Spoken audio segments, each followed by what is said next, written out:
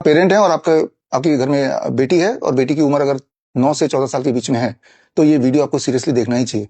अगर आप नहीं देखेंगे तो हो सकता है कि आपके बच्चे का भविष्य एकदम खराब हो जाए। मैं बात ये कर रहा हूँ कि आपका जो जनरेशन है, आने वाला जनरेशन, वो आए ना कभी।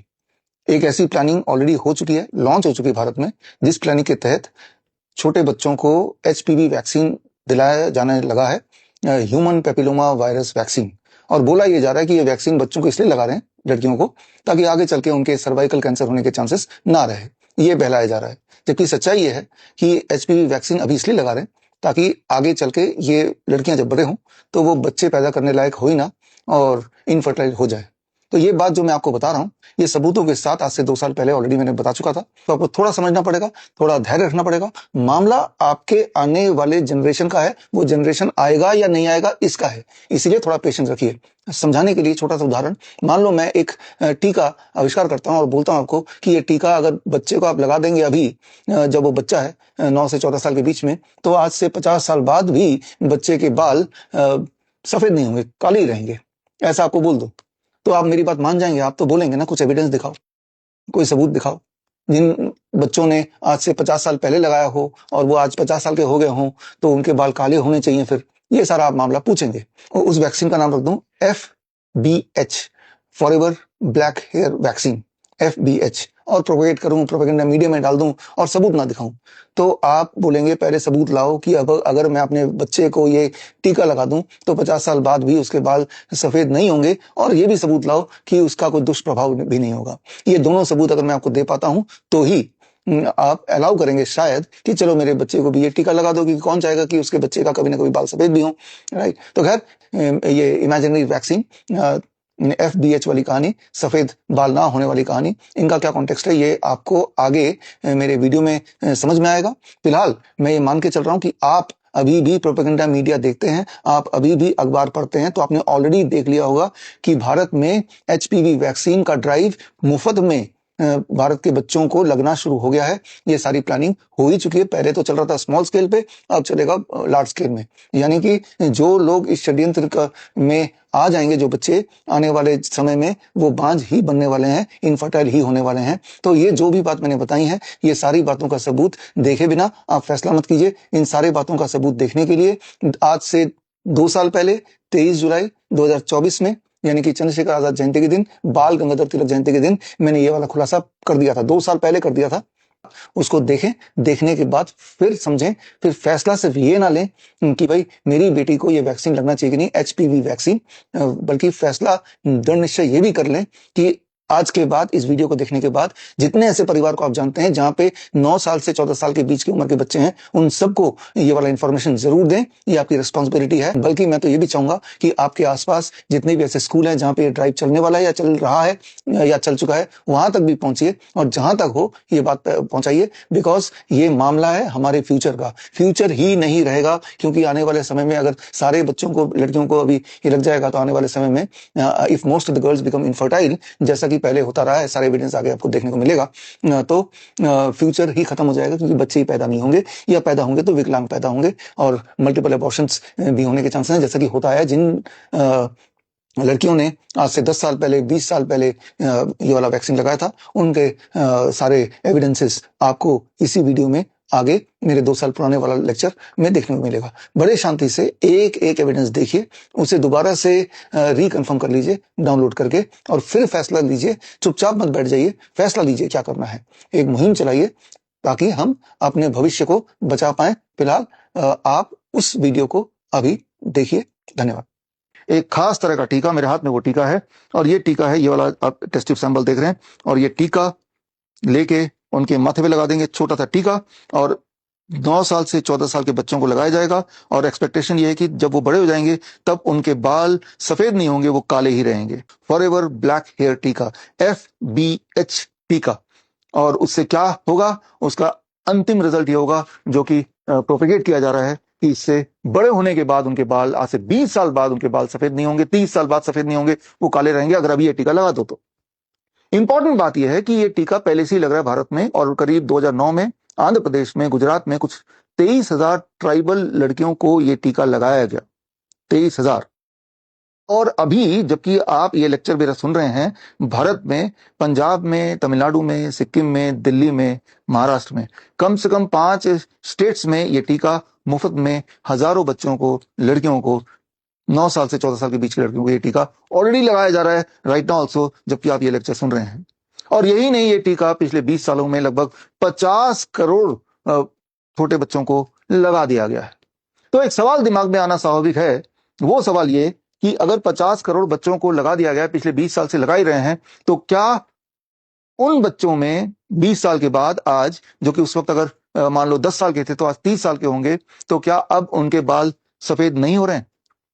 तो रिजल्ट देखते हैं। इस तरह के बहुत सारे ट्रायल्स हुए हैं, ऑब्जर्वेशन स्टडी हुए हैं, रिजल्ट आपके सामने है, बट रिजल्ट तो बड़ा शॉकिंग है। और रिजल्ट ये कह रहा है कि बल्कि जिन लोगों ने ये टीका लगाया उनमें 44.6% सफेद बाल होने के चांसेस और बढ़ गए हैं, उल्टा हो गया है।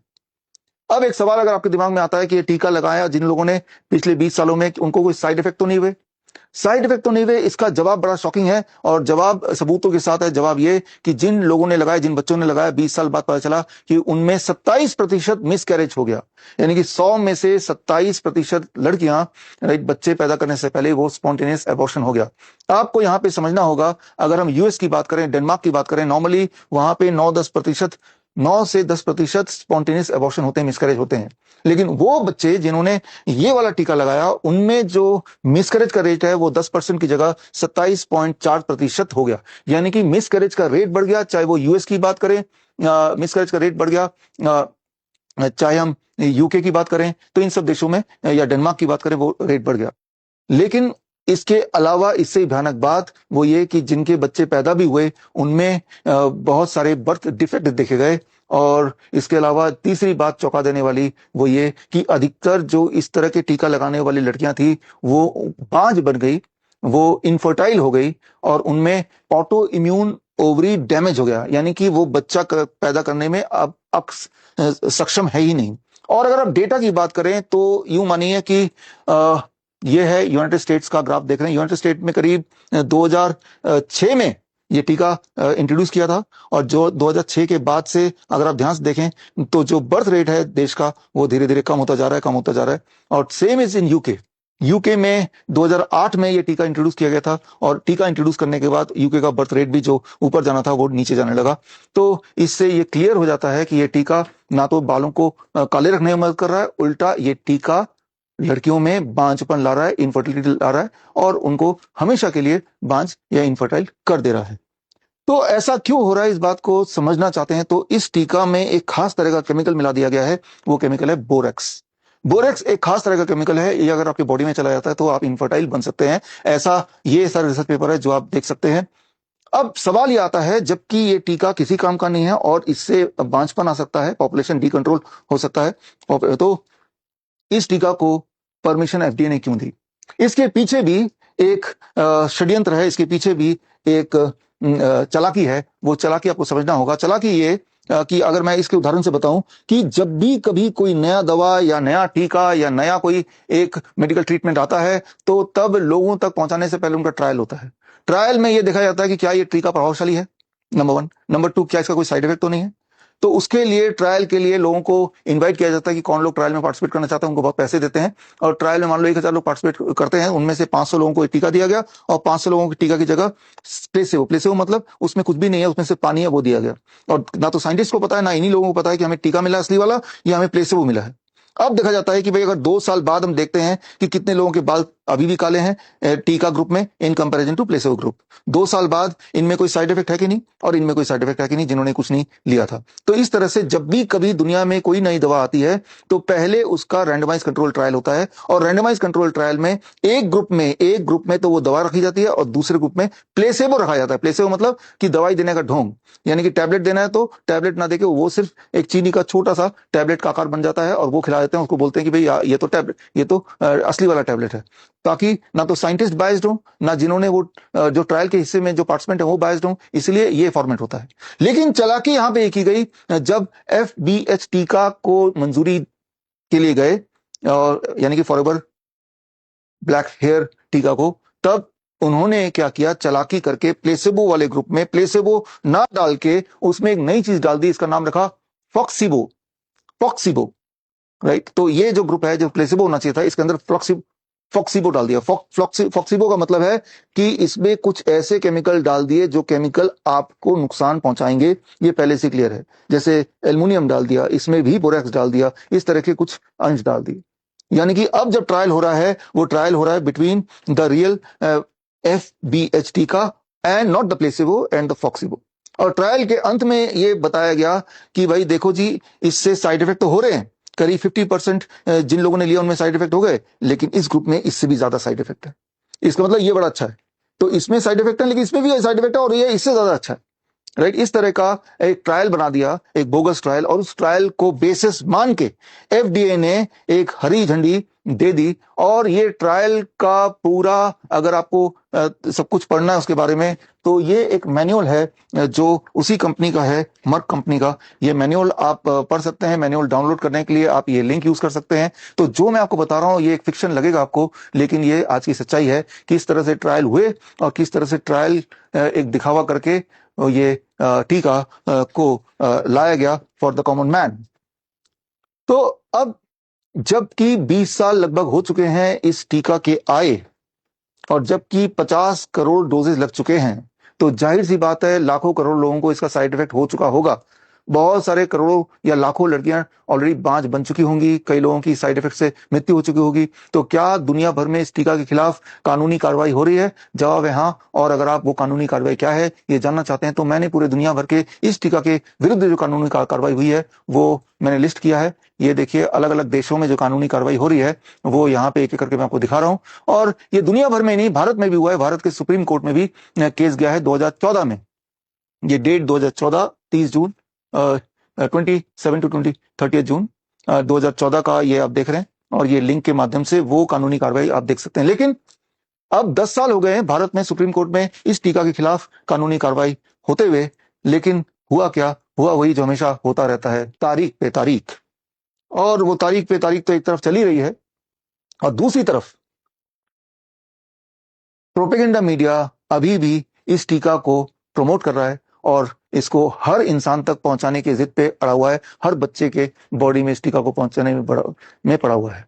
आए दिन आप सब ने इस टीका के प्रमोशन दरबारी और सिलेक्टेड प्रजा के माध्यम से आप तक पहुंचाया है, आपने देखा है। लेकिन अगर आप बोलते हैं कि टीवी में ऐसा कोई टीका के बारे में हमने सुना नहीं, टीवी में ऐसा किसी को बोलते हुए सुना नहीं, तो अभी आपकी आंखें खुल जाएंगी और किस चीज की मैं बात कर रहा हूं आपको समझ आ जाएगा। लेकिन यहां जरूरत है चतुर रामालिंगम का वो ट्विस्ट। तो जिस तरह से रैंचो ने चतुर रामालिंगम का के साथ एक छोटा सा छल किया था, ठीक उसी तरह से आपको सारा कुछ समझाने के लिए मैंने एक छोटा सा प्लान बनाया था। और वो प्लान ये कि जहां जहां मैंने बोला फॉरएवर ब्लैक हेयर टीका, वो उस चीज को हटा दे, उसकी जगह लिख दीजिए FBH की जगह HPV वैक्सीन। और जहां जहां मैंने बोला सफेद बाल बीमारी, सफेद बाल, वो सफेद नहीं रहेगी, सफेद होगी नहीं, वहां वहां पे आप बीमारी का नाम रख दीजिए cervical cancer. I am sure अब आप रिलेट कर पा रहे होंगे। अगर आप प्रोपेगेंडा मीडिया देखते हैं, आप डेली अखबार पढ़ते हैं, तो ये खबरें कुछ ज्यादा ही प्रमोट की जा रही हैं कि HPV वैक्सीन बच्चों को लगाया जाएगा, लड़कियों को लगाया जाएगा, लगाया जा रहा है 9 साल से 14 साल के बच्चों को, ताकि बड़े होने पे उनको सर्वाइकल कैंसर ना हो जाए। अभी वैक्सीन लगा लो, जब 30 साल 40 साल के हो जाओगे तब आपको सर्वाइकल कैंसर नहीं होगा। ऐसा प्रिटेंड किया जा रहा है कि हम तो आप बच्चे की भलाई चाहते हैं, उनकी जान बचाना चाहते हैं तब के लिए, ताकि अभी हम कुछ करें ताकि तब दिक्कत ना हो। जबकि मैंने आपको ऑलरेडी दिखा दिया कि इस सर्वाइकल कैंसर के वैक्सीन, HPV वैक्सीन के अगेंस्ट जो सच्चाई क्या है, उसके सारे आंकड़े विद ऑल द रिपोर्ट्स मैंने आपके सामने पेश कर ही दिया।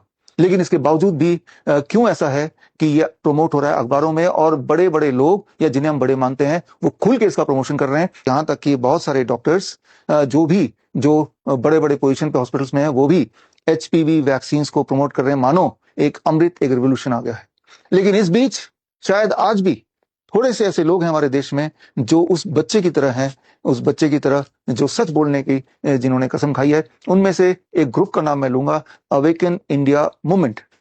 तो उन्होंने जब ऐसे डॉक्टरों को HPV वैक्सीन प्रमोट करते हुए देखा, तो उन्होंने इन्हीं में से कुछ डॉक्यूमेंट जो उन्होंने तैयार किए हुए थे डॉक्टरों को जब पेश किया कि इसके एविडेंस तो कुछ और कह रहे हैं, इसके एविडेंस तो ठीक उल्टा कह रहे हैं। तो देखिए, जब उन डॉक्टरों से कन्फ्रंट हुआ, तो वो नेकेड एम्पर सिंड्रोम से ग्रस्त वो डॉक्टर जो HPV वैक्सीन प्रमोट कर रहे थे, तो तब उनका जवाब क्या होता है, जरा इस क्लिपिंग को देखिए। ये जो वीडियो है उसमें लिखा था कि हमारी बच्चियों को आगे जाके प्रेगनेंसी नहीं होगी, उनकी ओवरी फेल होगी. There is no association with ovarian failure documented in the study. Yeah, ma'am, I have a question. Here you have mentioned that it does not affect fertility in women, the HPV vaccine. So whereas the Cervavax product insert itself is mentioning that no human studies have been done on fertility. Pregnancy or you're trying to be pregnant, the vaccine is not to be given. Lactating mothers, no data has been done. So when there has been no trials and no study at all on the fertility of women after the HPV vaccine, on what basis can it be safe and effective? Secondly, worldwide, there has been a major, compensation program because after vaccination, HPV vaccine, there has been ovarian failure. It is a recorded major compensation has been given for ovarian failure after the HPV vaccine. And whereas this Cervavax product insert says there has been no testing, no studies. What you're saying about there are no longitudinal studies. No studies at That all. is because, for example, when you are, even with COVID, for example, there was so much thinking, does COVID cause menstrual problem? Does it cause problems in fertility? We don't know because we don't have that much data. So yes, there are not I would absolutely agree with you that we do not have studies. So we need to be a little objective and we have to look at the greater good. And overall, you have to believe and understand the information properly and then move forward. But ma'am, agree, belief is fine, but it has to be on data because your claim said that it does not affect fertility, but there has been no studies at all on that. तो अब तक आपको ये समझ आ गया होगा कि किस तरह से अगर प्रजा में, दरबारियों में नेकेड एम्परर सिंड्रोम आ जाए तो किस तरह से वो समाज के लिए नुकसानदेह हो सकता है, जानलेवा हो सकता है, एक खतरा हो सकता है। तो खैर, टू कंक्लूड दिस, आपको सिर्फ ये करना है कि ये journal of royal society of medicine जो कि 2020 में आया था, इसमें जब से एचपीवी वैक्सीन लॉन्च हुआ तब से लेकर अभी तक का क्या रिजल्ट निकला वो इसमें रिसर्च रिपोर्ट है। इसे पढ़ लीजिए तो आपकी आंखें खुल जाएंगी, आपके रोंगटे खड़े हो जाएंगे और आपको उसकी सच्चाई पता करना भी, समझना भी आसान हो जाएगा। लेकिन इन सब के बावजूद भी, जबकि इस तरह के एविडेंस बिल्कुल क्लियरली धरातल पे हैं, इन सब के बावजूद भी आज भारत में सीरम इंस्टीट्यूट ऑफ इंडिया, ये वही नाम है जिन्होंने आपको वो 2 खुराक दिए थे जो कोविड की वैक्सीन लगाए थे, जिसकी वजह से अब सच्चाई सामने आ गई। आपको पता ही है कि लोग किस तरह से खड़े खड़े बैठे बैठे दम तोड़ रहे हैं, कार्डियक अरेस्ट, हार्ट अटैक का शिकार हो रहे हैं, जैसा कभी पहले ह्यूमैनिटी में नहीं देखा गया। और अब तो सीरम इंस्टीट्यूट ऑफ इंडिया ने बता भी दिया, एक्सेप्ट भी कर लिया कि हमें पहले से ही पता था, लॉन्च करने से पहले, कि आगे अगले 1-2 साल में यही होने वाला है। लेकिन इन्होंने वो छुपाया। लेकिन प्रॉब्लम उनकी नहीं है, प्रॉब्लम आपकी है, इस देश के नॉर्मल नागरिकों की है कि जब ये पता चल गया है कि यही कल्प्रिट है और वो मान भी रहा है, तब भी हम में, आप में इतनी हिम्मत नहीं है उस छोटे बच्चे की तरह खुल के बोलें, जागरूकता फैलाएं कि इन पे भरोसा ना करें एंड इनको प्रोसिक्यूट किया जाए। लेकिन आज समाज में वो नेकेड एम्परर सिंड्रोम कूट कूट में हर एक के जहन में बस गया। इसीलिए जब इस टीका का साइड इफेक्ट से आपके परिवारजनों में अगर डेथ हुई या साइड इफेक्ट आपको आए, इसके बावजूद भी मुंह खोलने को, सच बोलने को ना तो तैयार हैं, ना उसको देखने को तैयार हैं।